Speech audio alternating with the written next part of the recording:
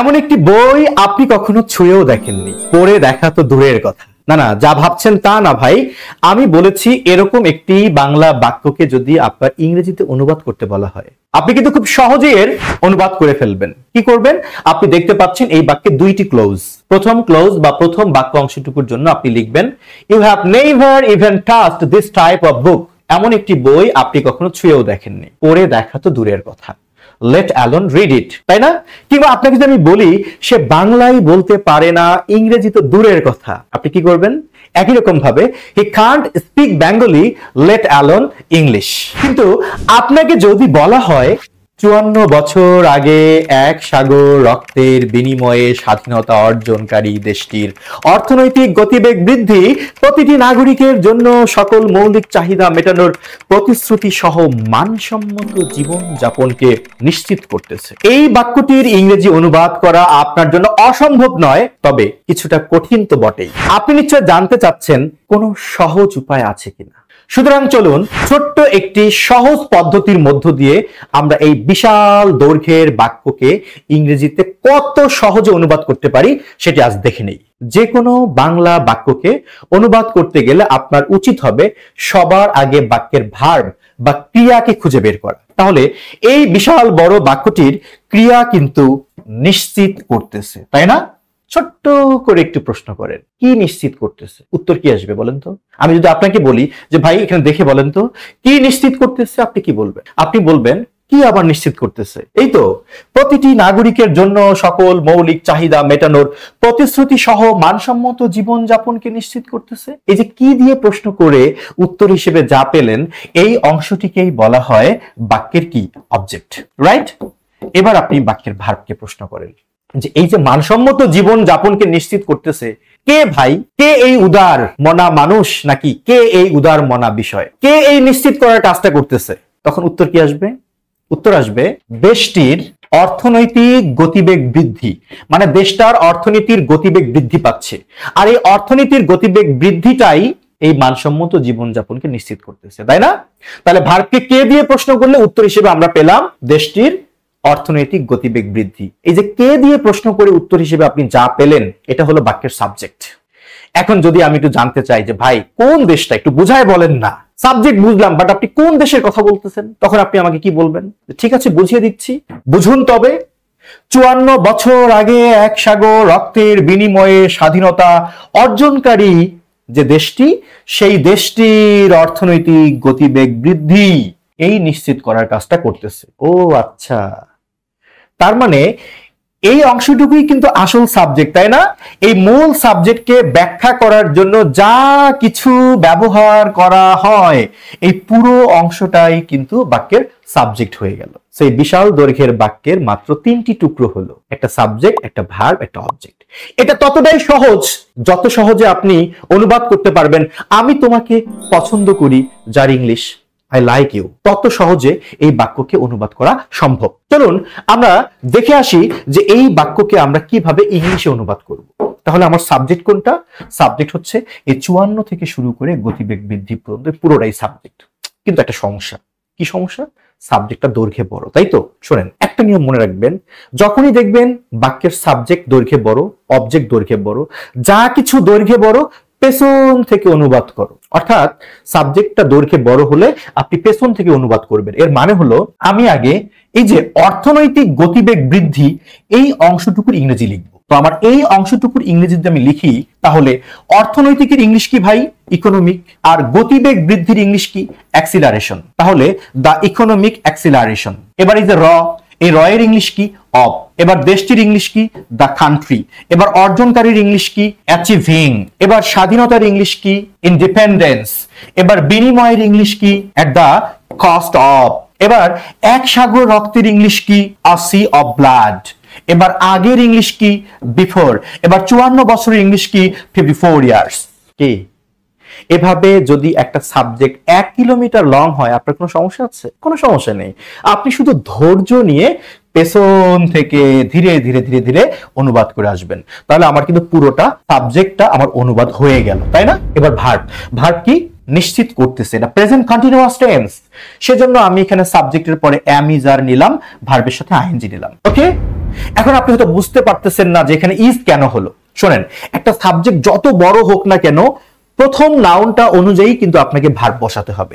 আমার এখানে প্রথম নাউন হলো ইকোনমিক অ্যাক্সিলারেশন, এই অ্যাক্সিলারেশন শব্দটা সিঙ্গুলার নাম্বার, তাই আমি ভার্ব নিয়েছি ইজ। যাই হোক, ভার্ব নিশ্চিত করতেছে, present continuous tense is ensuring. এবার অবজেক্ট দরকার, তাই না? কি নিশ্চিত করতেছে? উত্তর হলো প্রতিটি নাগরিকের জন্য সকল মৌলিক চাহিদা মেটানোর প্রতিশ্রুতি সহ মানসম্মত জীবনযাপনকে। এটা কিন্তু অবজেক্ট। কথা তো ঘুরে ফিরে আগেরটাই ভাই, সাবজেক্ট হোক আর অবজেক্ট হোক, যা কিছু দৈর্ঘ্যে বড় পেছন থেকে অনুবাদ করো। তাহলে আমার পেছনের পার্টটা কি? আমার পেছনের পার্টটা হচ্ছে মানসম্মত জীবনযাপন। তাহলে এর জন্য আমি লিখলাম স্ট্যান্ডার্ড লিভলিহুড। এবার তার আগের পার্টটা কি? সহ। এই সহর জন্য আমি লিখলাম অ্যালং উইথ, সহ। এবার প্রতিশ্রুতির ইংলিশ কি? দা প্রমিস। কিসের প্রতিশ্রুতি? উত্তর হচ্ছে মেটানোর, মানে টু মিট। কি মেটানোর? মৌলিক চাহিদা, সকল মৌলিক চাহিদা, মানে অল বেসিক নিডস। এবার জন্যর ইংলিশ কি? ফর। এবার প্রতিটি নাগরিকের ইংলিশ কি? Every citizen. সুতরাং সাবজেক্ট ভার্ব অবজেক্ট মিলে আমাদের পুরো বাক্যটি আসলো the economic acceleration of the country achieving independence at the cost of a sea of blood before 54 years is ensuring a standard livelihood along with the promise to meet basic needs for every citizen।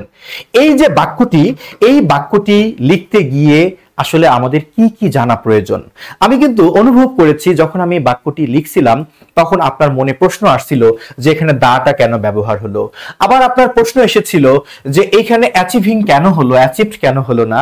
আপনার মনে প্রশ্ন উদয় হয়েছিল এখানে ভার্বটা কেনই বা is দেয়া হলো। অর্থাৎ এই ইংলিশ সেন্টেন্সটি লিখতে গেলে সাবজেক্ট ভার্ব অবজেক্টের নিয়ম ছাড়াও আসলে আমাদের কি কি জানা প্রয়োজন জানতে চান?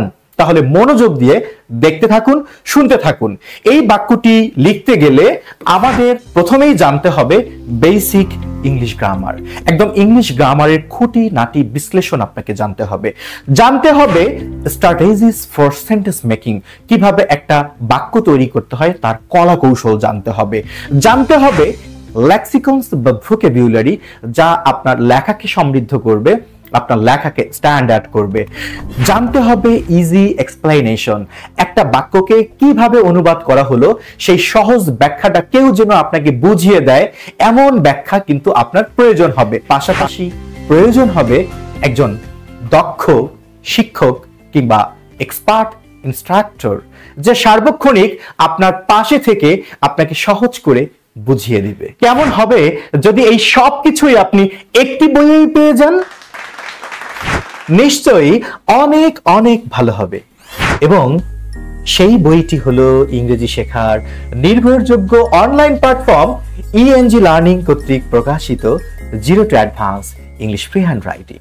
এই বইয়ের মোট 21টি অধ্যায় অনুশীলনের দ্বারা আপনার English free hand writing skill সমৃদ্ধ হবেই হবে ইনশাআল্লাহ। চলুন তবে এক নজরে দেখে নেই কি আছে এই বইয়ের ভিতরে। বইটির প্রথমেই পাবেন ইংলিশ গ্রামার সহজ ব্যাখ্যার আলোকে বিশ্লেষণ, কারণ আপনি শুদ্ধভাবে ইংরেজিতে বাক্য লিখতে গেলে আপনাকে গ্রামারের সঠিক প্রয়োগ জানতেই হবে। পাশাপাশি এক গাদা রুলস মুখস্থ না করেও বাংলা থেকে ইংরেজি অনুবাদের কার্যকর সকল কৌশল খুঁজে পাবেন এই বইয়েই। ইংরেজি বাক্যকে বাংলায় অনুবাদের এমন এমন কার্যকর কৌশল যা আপনাকে তৃপ্তিমতো ইংলিশ নিউজ পেপার পড়তে ও বুঝতে আনন্দ দিবে।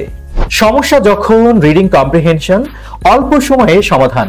একটি ইংলিশ প্যাসেজ পড়ে ও বুঝে প্যারাফ্রেজিং এর মাধ্যমে থিমেটিক কোশ্চেন এর উত্তর করার কার্যকর কৌশল ব্যাখ্যা সহ সংযোজন করা হয়েছে এই বইটিতে। আপনি কি জানেন মাত্র 4টি বাক্যে সামারি বা প্রেসি লেখা সম্ভব? জি, ঠিকই শুনেছেন। হাজার হাজার শব্দের আর্টিকেলকে মাত্র 50 থেকে 100 শব্দে সামারাইজ বা সংক্ষিপ্ত করে উপস্থাপন করার 4 স্টেপ মেথড যুক্ত করা হয়েছে এই বইয়ে। বইটিতে আছে যে কোনো বিষয়ের উপর ফিচার লেখার 10 পয়েন্ট স্ট্র্যাটেজি, যা আপনার ফিচারকে এতটাই নান্দনিক করে তুলবে যে যে কোনো পত্রিকার সম্পাদক আপনার লেখা ছাপাতে আগ্রহী হবে। সেই সাথে বিসিএস রিটেন এক্সামের লেটার টু এডিটর অংশের 20 মার্কস আপনার হাতের মুঠোয় থাকবে ইনশাল্লাহ।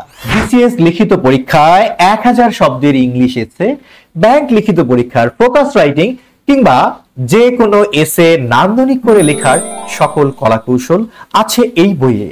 শুধু তাই নয়, বরং কিভাবে এসেতে কোটেশন, ডাটা, রেফারেন্স ইনপুট করতে হয়, কিভাবে আই ক্যাচিং ইন্ট্রোডাকশন বা সূচনা দিয়ে পাঠকের নজর কাড়তে হয়, কিভাবে বডিতে প্রতিটি প্যারার শুরুতে টপিক সেন্টেন্স লিখতে হয়, কিভাবে রিস্টেটমেন্ট এন্ড রিকমেন্ডেশন এর মাধ্যমে রচনার কনক্লুশন লিখতে হয়, সব কিছু আছে এই বইয়ে। সেই সাথে প্রতিটি ইংলিশ এসের বাংলা অনুবাদ তো থাকছেই। খুব সুকৌশলে ব্যাংক লিখিত পরীক্ষা, IELTS writing part, cadet college ভর্তি পরীক্ষার আর্গুমেন্টেটিভ এসে বা আর্গুমেন্টেটিভ রাইটিং এর অল ইন ওয়ান ফরম্যাট পাচ্ছেন এই বইয়েই। ভোকাবুলারি মনে থাকে না? ভোকাবুলারি মনে না থাকার দুঃখ ঘুচবে এবার ইনশাআল্লাহ। ইংরেজিতে যে কোনো কিছু লিখতে গেলে প্রয়োজনীয় টপিক বেসড ওয়ার্ডস বা ভোকাবুলারি সংযোজন করা হয়েছে এই বইয়ে, যেখানে আপনি banking related word phrase, climate related word phrase, environment related word phrase, বিভিন্ন গুরুত্বপূর্ণ টপিকের উপর গুরুত্বপূর্ণ ইংরেজি শব্দ এবং তার বাংলা অর্থ পাবেন এই বইয়ে। শুধু তাই নয়, বইটিতে টপিক বেস ওয়ার্ড এর পাশাপাশি সেগুলো মনে রাখার জন্য অনুশীলন যোগ করা হয়েছে। তার মানে এই শব্দগুলোকে ব্যবহার করে একটি বাংলা অনুচ্ছেদ দেয়া হয়েছে, আবার সেই বাংলা অনুচ্ছেদের ইংরেজি অনুবাদ অনুশীলনের সুযোগ রাখা হয়েছে। ভোকাবুলারি মনে থাকবে না কেন বলুন তো? সুতরাং এই বইটি কাদের জন্য? বিসিএস, ব্যাংক লিখিত পরীক্ষা সহ সকল চাকরির প্রতিযোগিতামূলক পরীক্ষায় অংশগ্রহণকারী ক্যাডেট কলেজ ও বিশ্ববিদ্যালয় ভর্তি পরীক্ষার্থী, আইএলটিএস পরীক্ষার্থী, স্কুল কলেজ ইউনিভার্সিটি পড়ুয়া শিক্ষার্থী এবং ইংরেজি ভাষায় মনের ভাবকে লিখে প্রকাশ করতে আগ্রহী বা রুচিশীল সবার জন্য zero to advance English free hand writing বইটি লেখা হয়েছে। এই বইটি রচনা করেছি আমি এম রুবেল রানা। আমার দীর্ঘ 11 বছরের টিচিং এক্সপেরিয়েন্সকে আমি সংযুক্ত করেছি এই বইয়ে। সত্যি বলতে এটি শুধু আমার লেখা একটি বই নয়, আমার একটি স্বপ্নও বটে। I have a dream that one day every Bengali will be able to write any piece of writing in English correctly, confidently and of course aesthetically. আমার সৃষ্টিকর্মকে সার্থক করতে এবং আপনার ইংলিশ ফ্রি হ্যান্ড রাইটিং স্কিলকে জিরো থেকে advance লেভেলে নিতে আজই বইটি সংগ্রহ করুন। আর এর জন্য জাস্ট ভিডিও নিচে অর্ডার নাও বাটনে ক্লিক করে কিংবা আমাদের স্ক্রিনে দেয়া ফোন নম্বরে যোগাযোগ করে আপনি বইটি সংগ্রহ করতে পারবেন। আবারও সব মানুষ বই পড়ুক, পাঠকে পাঠকে ছেয়ে যাক গলি গলি, বিশ্বকে জানুক সবাই বইয়ের পাতায়, ইংরেজি লেখায় পারদর্শী হোক প্রতিটি বাঙালি, এই যেন আমার চাওয়া।